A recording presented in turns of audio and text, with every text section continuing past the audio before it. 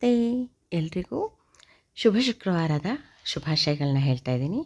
ಇವತ್ತು ವಿಶೇಷವಾಗಿ ಮಣ್ಣೆತ್ತಿನ ಅಮಾವಾಸ್ಯೆ ಇರೋದರಿಂದ ಶುಕ್ರವಾರ ಆಷಾಢ ಕೂಡ ಶುರುವಾಗ್ತಾ ಇದೆ. ಮೊದಲನೇ ದಿವಸ ನಾನು ಈ ರೀತಿ ಮನೆಯಲ್ಲಿ ಮೊದಲು ಪೂಜೆ ಮುಗಿಸ್ಕೊಂಡು ನಂತರ ತಿಂಡಿಗೆ ರೆಡಿ ಮಾಡ್ಕೊತಾ ಇದ್ದೀನಿ. ಹಾಗೆ ಜೊತೆಯಲ್ಲಿ ಅಡುಗೆ ಕೂಡ ಮಾಡ್ಕೊಂಬಿಟ್ಟೆ. ಯಾಕೆಂದರೆ ಇವತ್ತು ದೇವಸ್ಥಾನಕ್ಕೆ ಹೋಗೋದಿತ್ತು ಮತ್ತು ಪಾಪು ಸ್ಕೂಲಲ್ಲಿ ರೆಡ್ ಡೇ ಸೆಲೆಬ್ರೇಷನ್ ಕೂಡ ಇದ್ದಿದ್ದರಿಂದ ನಾನು ಬೇಗ ಹೊರಡಬೇಕಿತ್ತಲ್ವ. ಸೊ ಅದಕ್ಕೋಸ್ಕರ ಪೂಜೆ ಎಲ್ಲ ಮುಗಿಸ್ಕೊಂಡು ಸಿಂಪಲ್ ನಾರ್ಮಲಾಗಿ ಅಮಾವಾಸ್ಯೆ ದಿನ ಪೂಜೆ ಮಾಡಿಕೊಂಡು ದೀಪ ಎಲ್ಲ ಹಚ್ಕೊಂಡು ಪೂಜೆ ಮಾಡಿಕೊಂಡು ಇಲ್ಲಿ ಅಡುಗೆಗೆ ರೆಡಿ ಮಾಡ್ಕೊತಾ ಇದ್ದೀನಿ. ನಾನಿಲ್ಲಿ ಹೀರೆಕಾಯಿ ದಾಲ್ಗೆ ಪ್ರಿಪೇರ್ ಮಾಡ್ಕೊತಾ ಇದ್ದೀನಿ. ಮೊದಲನೇದಾಗಿ ಕುಕ್ಕರ್ಗೆ ಬೇಳೆ ಹಾಕ್ಕೊಂಡಿದ್ದೀನಿ. ಒಂದು 100 ಗ್ರಾಮ್ಸಷ್ಟು ಬೇಳೆ ಹಾಕ್ಕೊಂಡಿದ್ದೀನಿ, ತೊಗರಿಬೇಳೆ. ಇದಕ್ಕೆ ಒಂದು 8ರಿಂದ 10 ಎಸಲಷ್ಟು ಬೆಳ್ಳುಳ್ಳಿ, 2 ಮೀಡಿಯಮ್ ಸೈಜ್ ಈರುಳ್ಳಿನ ಕಟ್ ಮಾಡಿ ಹಾಕ್ಕೊಂಡಿದ್ದೀನಿ. ಹಾಗೆ ಇದಕ್ಕೆ 1/4 kgಯಷ್ಟು ಹೀರೆಕಾಯಿನ ನೀಟಾಗಿ ಸಿಪ್ಪೆ ತೆಗೆದು ತೊಳೆದು ಕಟ್ ಮಾಡಿ ಹಾಕ್ಕೊಂಡಿದ್ದೀನಿ.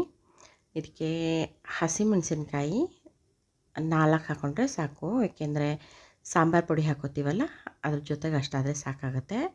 ಹಾಗೆ 2 ಮೀಡಿಯಮ್ ಸೈಜ್ ಟೊಮ್ಯಾಟೊ, ಹಾಗೆ ಕೊತ್ತಂಬರಿ ಸೊಪ್ಪು, ಹಾಗೆ ರುಚಿಗೆ ತಕ್ಕಷ್ಟು ಉಪ್ಪು ಮತ್ತು ಸಾರಿನ ಪುಡಿ 1.5 ಟೇಬಲ್ ಸ್ಪೂನಷ್ಟು ಸಾರಿನ ಪುಡಿ ಹಾಕ್ಕೊಂಡಿದ್ದೀನಿ.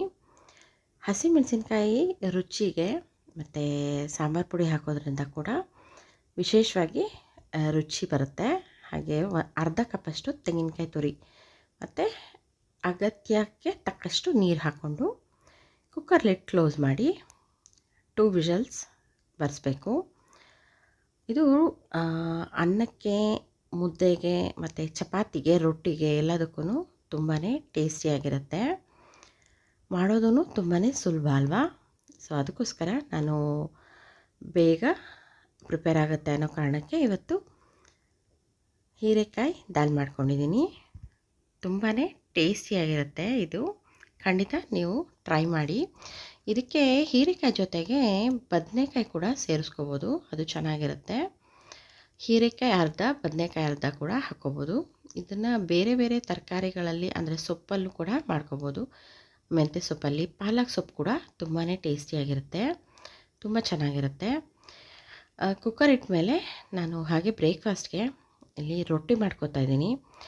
ಎಲ್ಲ ಥರದ ಸೊಪ್ಪು, ತರಕಾರಿ, ಹಾಗೆ ಮಲ್ಟಿ ಮಿಲೆಟ್ಸ್ ಮತ್ತು ಗೋಧಿ ಇದನ್ನೆಲ್ಲ ಹಾಕಿ ರೊಟ್ಟಿ ಮಾಡ್ಕೋತಾ ಇದ್ದೀನಿ. ತುಂಬಾ ಪೌಷ್ಟಿಕವಾದಂಥ ರೊಟ್ಟಿ ಇದು. ಇದಕ್ಕೆ ನಾನು ಕ್ಯಾರೆಟ್ ತುರಿ, ಕೊತ್ತಂಬರಿ ಸೊಪ್ಪು, ಹಸಿಮೆಣಸಿನ್ಕಾಯಿ, ಈರುಳ್ಳಿ, ಸಬ್ಸಿಗೆ ಸೊಪ್ಪು, ಕೊತ್ತಂಬರಿ ಸೊಪ್ಪು ಇದಿಷ್ಟನ್ನು ತೊಗೊಂಡಿದ್ದೀನಿ. ಹಾಗೆ 1 ಕಪ್ಪು ಮಲ್ಟಿ ಮಿಲೆಟ್ಸ್ ಗ್ರೇನ್ ಅಂದರೆ ಮಲ್ಟಿ ಮಿಲೆಟ್ಸನ್ನೆಲ್ಲ ನಾನು ಮಿಲ್ ಮಾಡಿಸಿ ಹಾಕ್ಕೊಂಡಿರೋಂಥ ಹಿಟ್ಟು 1 ಕಪ್ಪು, ಗೋಧಿ ಹಿಟ್ಟು 1 ಕಪ್ಪು, ಅಕ್ಕಿ ಹಿಟ್ಟು 2 ಕಪ್ಪು, ಹಾಗೆ ಚಿರೋಟಿ ರವೆ ಸ್ವಲ್ಪ, ಮತ್ತು ಉಪ್ಪು, ಹಸಿಮೆಣಸಿನ್ಕಾಯಿ, ಸ್ವಲ್ಪ ಜೀರಿಗೆ, ತುರಿದಿರುವಂಥ ಕ್ಯಾರೆಟ್ ತುರಿ, ಕೊತ್ತಂಬರಿ ಸೊಪ್ಪು, ಸಬ್ಸಿಗೆ ಸೊಪ್ಪು, ಈರುಳ್ಳಿ ಕಟ್ ಮಾಡಿ ತುರಿದು ಇಟ್ಕೊಂಡಿರುವಂಥ ಎಲ್ಲವನ್ನು ಸೇರಿಸ್ಕೊತಾ ಇದ್ದೀನಿ. ತೆಂಗಿನಕಾಯಿ ತುರಿ ಕೂಡ ಹಾಕ್ಕೋತಾ ಇದ್ದೀನಿ. ಎಲ್ಲನೂ ಸೇರಿಸಿ ಚೆನ್ನಾಗಿ ಮಿಕ್ಸ್ ಮಾಡ್ಕೊಳ್ಳೋದಷ್ಟೇ. ಚಿರೋಟಿ ರವೆ, ಗೋಧಿ ಹಿಟ್ಟು, ಮಲ್ಟಿ ಮಿಲೆಟ್ ಹಿಟ್ಟು ಮತ್ತು ಅಕ್ಕಿ ಹಿಟ್ಟು ಇದಿಷ್ಟನ್ನು ಸೇರಿಸಿ, ಮಿಲೆಟ್ಸ್ದು ಹಿಟ್ಟು ಹಾಕೋದ್ರಿಂದ ಸ್ವಲ್ಪ ಬ್ರೇಕ್ ಆಗೋ ಚಾನ್ಸಸ್ ಇರುತ್ತೆ. ಸೊ ಅದಕ್ಕೆ ಗೋಧಿ ಹಿಟ್ಟು ಮತ್ತು ಚಿರೋಟಿ ರವೆ ಹಾಕ್ಕೊಂಡಿದ್ರೆ ಚೆನ್ನಾಗಿ ಬೈಂಡಿಂಗ್ ಬರುತ್ತೆ, ನಮಗೆ ರೊಟ್ಟಿ ಮಾಡೋಕ್ಕೆ ಈಸಿಯಾಗಿರುತ್ತೆ. ಸ್ವಲ್ಪನೇ ನೀರು ಹಾಕ್ಕೊಂಡು ಹಿಟ್ಟನ್ನು ಚೆನ್ನಾಗಿ ನಾದಿ ಒಂದು ಸ್ವಲ್ಪ ಹೊತ್ತು ಸೈಡಲ್ಲಿ ರೆಸ್ಟ್ ಮಾಡೋಕ್ಕೆ ಬಿಡ್ತೀನಿ. ಹಿಟ್ಟನ್ನು ಚೆನ್ನಾಗಿ ನಾದ್ಕೊಂಡು ಕಲಿಸ್ಬೇಕಾಗತ್ತೆ, ಯಾಕೆಂದರೆ ರವೆ ಹಾಕಿರ್ತೀವಿ ಮತ್ತು ಮಿಲೆಟ್ಸ್ ಪೌಡ್ರೆಲ್ಲ ಹಾಕಿರ್ತೀವಲ್ಲ. ಸೊ ಅದಕ್ಕೋಸ್ಕರ ಚೆನ್ನಾಗಿ ನಾದಿ ಕಲಿಸ್ಕೋಬೇಕಾಗತ್ತೆ, ಇಲ್ಲಾಂದರೆ ಬಿರುಕು ಬಿಡೋದು ಚಾನ್ಸಸ್ ಇರುತ್ತೆ. ಅದಕ್ಕೋಸ್ಕರ ಚೆನ್ನಾಗಿ ನಾದ್ಕೊಂಡು ಹಿಟ್ಟನ್ನು ಈ ರೀತಿ ಕಲಸಿ ಸೈಡಲ್ಲಿ ಎತ್ತಿಟ್ಕೊತಾ ಇದ್ದೀನಿ. ಅಷ್ಟರೊಳಗೆ ನನಗೆ ಕುಕ್ಕರ್ ಕೂಡ ಕೂಗ್ಬಿಡ್ತು. ನಂತರ ಅದನ್ನು ಸೈಡಲ್ಲಿ ಇಟ್ಕೊಂಡು ರೊಟ್ಟಿ ಮಾಡೋಕ್ಕೆ ಶುರು ಮಾಡಿದೆ. ಟೈಮ್ ಆಗಿಬಿಡುತ್ತಲ್ಲ ಸ್ಕೂಲ್ಗೆ, ಅದಕ್ಕೆ ಹರಿಯಲ್ಲಿ ಬೇಗನೆ ಮಾಡಿಕೊಂಡೆ.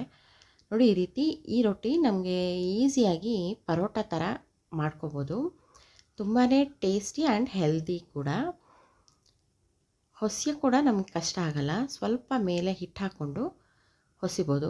ಅಕ್ಕಿ ಹಿಟ್ಟು ಹಾಕ್ಕೋಬೋದು, ಮೈದಾ ಅಥವಾ ಗೋಧಿ ಹಿಟ್ಟು ಯಾವ್ದು ಬೇಕಾದರೂ ಹಾಕ್ಕೋಬೋದು. ನಾನಿಲ್ಲಿ ಅಕ್ಕಿ ಹಿಟ್ಟು ಹಾಕ್ಕೊಂಡಿದ್ದೀನಿ. ನೋಡಿ ಈ ರೀತಿ ಹೆಂಚು ಮೇಲೆ ಹಾಕ್ಕೊಂಡು ಒಂದು ಲಿಡ್ನ ಕ್ಲೋಸ್ ಮಾಡ್ಕೋಬೇಕಾಗತ್ತೆ. ಯಾಕೆಂದರೆ ಅದು ಹಿಟ್ಟು ಹಾಕಿರ್ತೀವಲ್ಲ, ಹಬೆಯಲ್ಲಿ ರೊಟ್ಟಿ ಮೇಲ್ಗಡೆ ಕೂಡ ತುಂಬ ಚೆನ್ನಾಗಿ ಬಂದಿರುತ್ತೆ. ಇಲ್ಲಾಂದರೆ ಹಬೆಯಲ್ಲಿ ಲಿಡ್ ಕ್ಲೋಸ್ ಮಾಡದೇ ಇದ್ದರೆ ರೊಟ್ಟಿ ಮೇಲೆಲ್ಲ ಒಂಥರ ವೈಟ್ ಪ್ಯಾಚಸ್ ಬರುತ್ತಲ್ಲ, ಆ ಥರ ಆಗುತ್ತೆ. ಅಕ್ಕಿ ರೊಟ್ಟಿಗಾದರೆ ನಾವು ವೆಟ್ ಕ್ಲಾತಿಂದ ಅದನ್ನೆಲ್ಲ ರಿಮೂವ್ ಮಾಡ್ತೀವಿ. ಬಟ್ ಇದಕ್ಕೆ ಅಂಥ ಅವಶ್ಯಕತೆ ಏನಿರಲ್ಲ. ಲಿಡ್ ಕ್ಲೋಸ್ ಮಾಡಿ 2 ಸೈಡ್ ಬೇಯಿಸ್ಕೊಂಡ್ರೆ ಸಾಕು. ಎಣ್ಣೆ ಕೂಡ ಹಾಕಿಲ್ಲ ನಾನಿಲ್ಲಿ. ನಿಮಗೆ ಬೇಕು ಅಂತಂದರೆ ಎಣ್ಣೆ ಹಾಕ್ಕೊಂಡು ಅಥವಾ ತುಪ್ಪ ಹಾಕ್ಕೊಂಡು ಮಾಡ್ಬೋದು. ಎಲ್ಲ ಮಸಾಲ ಹಾಕಿರೋದ್ರಿಂದ ಇದಕ್ಕೆ ಎಕ್ಸ್ಟ್ರಾ ಸೈಡ್ ಡಿಶ್ ಅಂತ ಏನೋ ಅವಶ್ಯಕತೆ ಇರಲ್ಲ. ತುಪ್ಪ ಮತ್ತು ಉಪ್ಪಿನಕಾಯಿ ಆದ್ರೂ ಸಾಕಾಗುತ್ತೆ. ತುಂಬಾ ಟೇಸ್ಟಿಯಾಗಿರುತ್ತೆ. ನಾನು ಒಂದು ಚಟ್ನಿ ಮಾಡ್ಕೊಂಡಿದ್ದೆ, ಹೊನ್ಗೋನೆ ಸೊಪ್ಪಿನ ಚಟ್ನಿ. ಆ ರೆಸಿಪಿ ನಾನು ಲಾಸ್ಟಲ್ಲಿ ಆ್ಯಡ್ ಮಾಡ್ತಾಯಿದ್ದೀನಿ. ದಾಲ್ ಆಗಿತ್ತಲ್ವ, ದಾಲ್ ಜೊತೆ ಕೂಡ ತಿನ್ಬೋದು. ತುಂಬಾ ಚೆನ್ನಾಗಿರುತ್ತೆ. ಈ ದಾಲ್ ಅನ್ನಕ್ಕೂ ಚೆನ್ನಾಗಿರುತ್ತೆ, ರೊಟ್ಟಿಗೂ ಚೆನ್ನಾಗಿರುತ್ತೆ. ಈ ರೀತಿ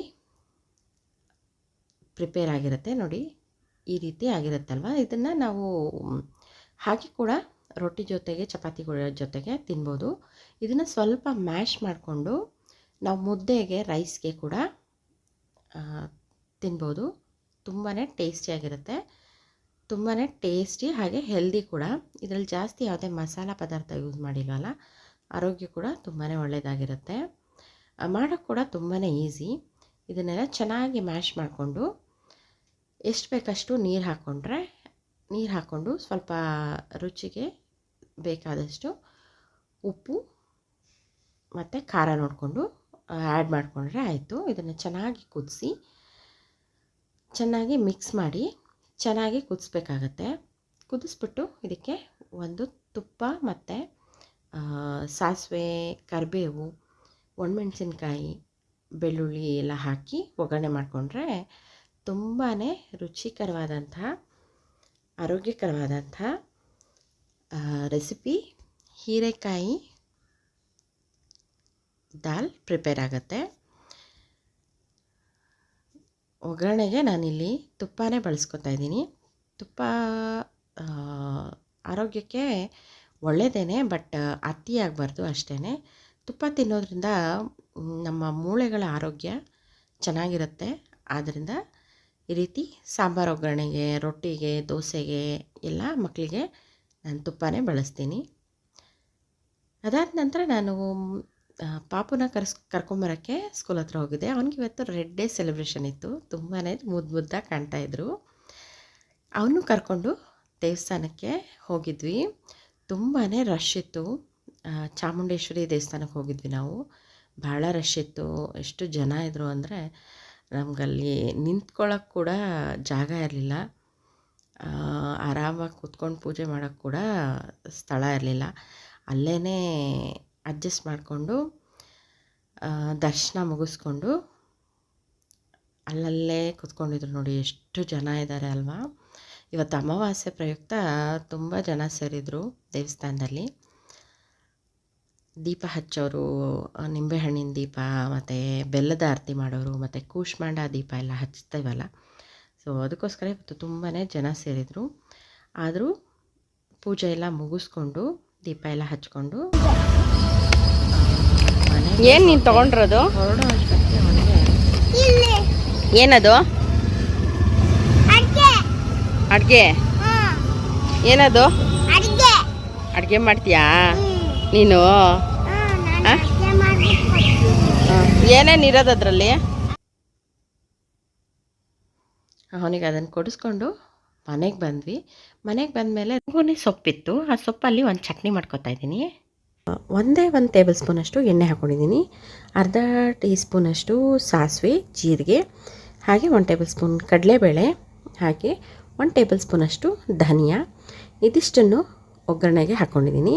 ಹಾಗೆ ಇದಕ್ಕೆ ಹಸಿಮೆಣಸಿನ್ಕಾಯಿ 4ರಿಂದ 5, ಹಾಗೆ ಒಂದು 6ರಿಂದ 8 ಕಾಳಷ್ಟು ಕಾಳುಮೆಣಸನ್ನು ಹಾಕ್ಕೊಂಡು ಚೆನ್ನಾಗಿ ಹುರ್ಕೋಬೇಕು. ಹಾಗೆ ಒಂದು ಪುಟ್ಟದಾಗಿರೋಂಥ ಈರುಳ್ಳಿನ ಕೂಡ ಕಟ್ ಮಾಡಿ ಇದಕ್ಕೆ ಸೇರಿಸ್ಕೊಂಡು ಚೆನ್ನಾಗಿ ಹುರ್ಕೋಬೇಕು. ಇದು ಯಾವ ಸೊಪ್ಪು ಗೊತ್ತಾ? ಇದು ಹೊನಗೊನೆ ಸೊಪ್ಪು.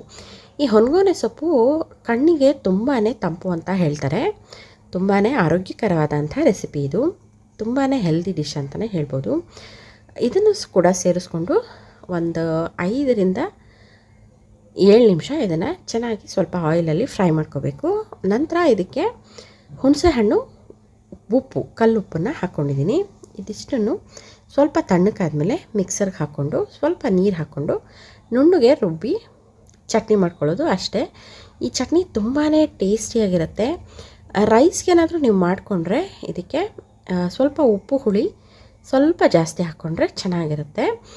ದೋಸೆಗೆ, ಇಡ್ಲಿಗೆ, ಚಪಾತಿಗಾದರೆ ಸ್ವಲ್ಪ ಉಪ್ಪು ಖಾರ ಹುಳಿ ಸ್ವಲ್ಪ ಕಡಿಮೆ ಇದ್ದರೆ ಚೆನ್ನಾಗಿರುತ್ತೆ. ಅನ್ನಕ್ಕೆ ತುಂಬಾ ಟೇಸ್ಟಿಯಾಗಿರುತ್ತೆ. ಬಿಸಿ ಬಿಸಿ ಅನ್ನಕ್ಕೆ ಮೇಲೆ 1 ಸ್ಪೂನ್ ತುಪ್ಪ ಹಾಕ್ಕೊಂಡು ಒಂದು ಸ್ವಲ್ಪ ಕಟ್ ಮಾಡಿರೋ ಈರುಳ್ಳಿನ ಈ ಚಟ್ನಿ ಜೊತೆಗೆ ಬೆರೆಸ್ಕೊಂಡು ತಿಂತಾಯಿದ್ರೆ ಆಹಾ, ಸೂಪರಾಗಿತ್ತು. ಖಂಡಿತವಾಗ್ಲೂ ಈ ರೆಸಿಪಿ ನೀವು ಈ ವ್ಲಾಗ್ನ ಇಲ್ಲಿಗೆ ಎಂಡ್ ಮಾಡ್ತಾಯಿದ್ದೀನಿ. Thank you for the watching. See you in the next vlog. Bye bye.